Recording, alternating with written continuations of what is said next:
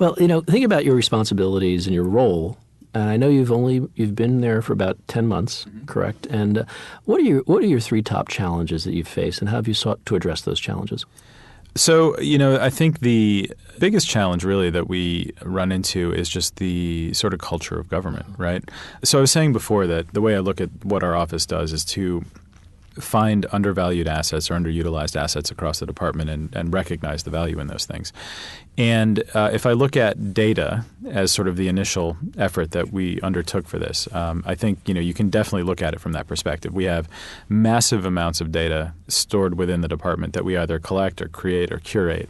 And there is a huge amount of potential to be realized if we can make that data open and available. So starting 3 years ago, starting with Todd and my group, we embarked on this mission to essentially change the dynamic around the culture of data sharing in the department. And I think we've been very successful in that. The default setting is definitely now moved from closed to open, and people do absolutely think about and understand the value in putting data out there.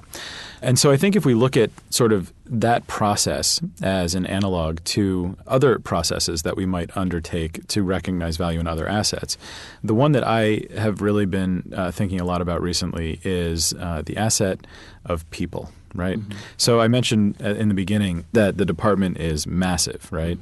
And it's massive not just in terms of the things we do, but in terms of the number of people. We have about 90,000 people that work at the department. You got to understand that this is a government institution, right? It's a very structured, siloed, sort of command and control oriented organization. And that definitely has its benefits. There are some things that operate very well in that environment. At the same time, it is somewhat stifling in terms of the potential for, creative thought or experimentation. These are the things that we're really focused on trying to enable. If we can teach people how to experiment and give them the freedom to experiment, what we believe will be a direct result of that is innovation. In fact, that's the definition of innovation that I'm working with right now. I kind of hate the word innovation. Decided that I'm not a huge fan of it because it doesn't really mean a whole lot. What we're saying is that we believe that innovation is the direct result of this freedom to experiment. So if I can teach people how to experiment, not only can I do that because there is a methodology to experimentation, but it also encodes the ability for an unsuccessful experiment to happen, which I think is a critical thing for government to be able to do. And then secondly, I can teach you how to experiment. I can allow for this possibility of unsuccessful experiments, but I can also give you the freedom to do that by, creating some space for experimentation to happen. And so that's really a lot of what we focus on when it comes to recognizing the value in the people that we have in the department. So I know, though you've only been at HHS in your current role for a fairly short amount of time, you're not new to government. I mean, you did a stint at D.C. and Maryland as well.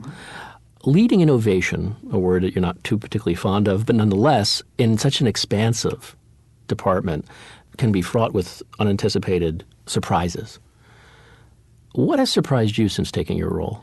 One thing that surprised me when I first got into government a few years ago in D.C., I came in with the stereotypical view of the government bureaucrat, right? The clock-punching bureaucrat who did nothing but, ride out a pension. And, I think that's the popular concept, right, and perspective on what happens inside government.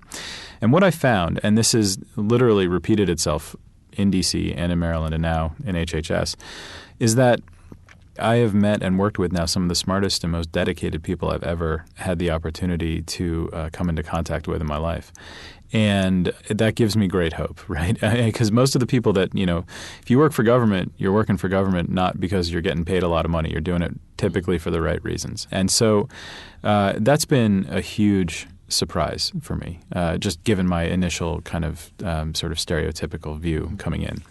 That's also why I really believe that if we can leverage some of that and some of that potential, we can achieve